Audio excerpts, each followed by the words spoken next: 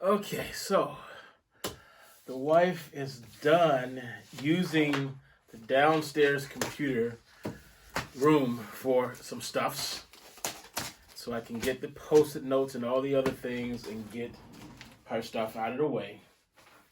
And, you know, I'm going to use this time to talk a little bit about a couple of things Apple has released, like really expensive stuff.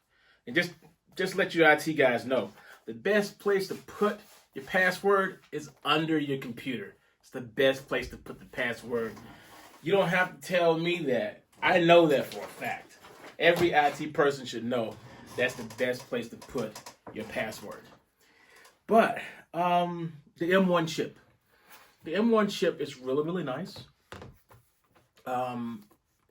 I would actually consider purchasing that to replace my bad boy here. I love my bad boy. It's still fully functional. It's still the best Apple computer I've ever purchased in my entire life. Where is that cable? Oh, there it is.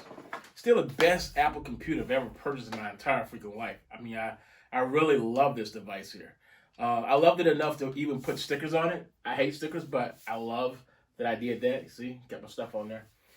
And the beautiful part about the M1 chip is if I had that, I would be able to play my iOS stuff, in other words, my iPad stuff, on the actual machine.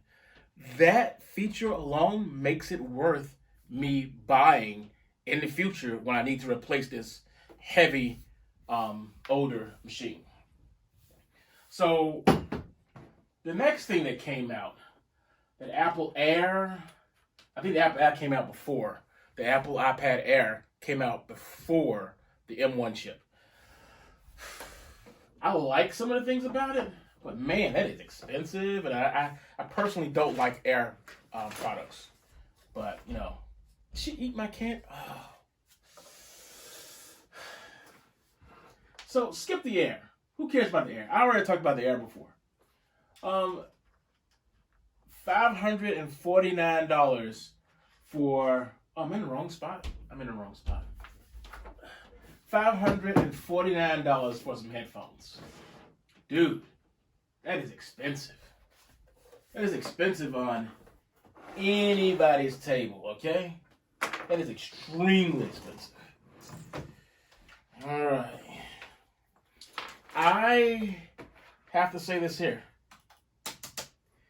That's too expensive for your normal shallow pocketed teen, but for a professional whose job it actually is, like an audio an audio professional who really and truly uses what do you call it, that needs the super high frequencies and the super low frequencies because they're doing audio editing that is beyond the average Jane and Joe.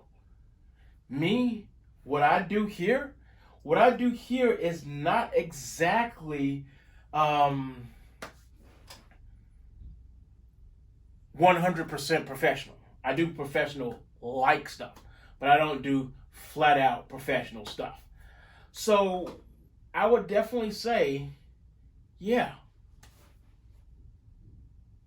for a professional, $549, that's not bad. That's not too bad. I think you can pay more. For a teen who just wants some freaking music like this, no, no. Get $100, go to wherever and purchase a set of these guys here. That's totally fine. But a professional, it's the only one that should be using those. Or somebody who really has a whole bunch of money to throw away. I ain't got a whole bunch of money to throw away. In fact, what I gotta do right now is I gotta make some freaking squares and stuff. Oh no, you know what? I should have used the same one I had already. There we go. Just use that one. And just use this one here. Just delete that. Because my coworker Mike turned around and used rounded. He used rounded squares. Really, Mike? Really, coworker Mike? You use rounded squares? No one else uses rounded squares. Everybody else used a square. You use rounded squares.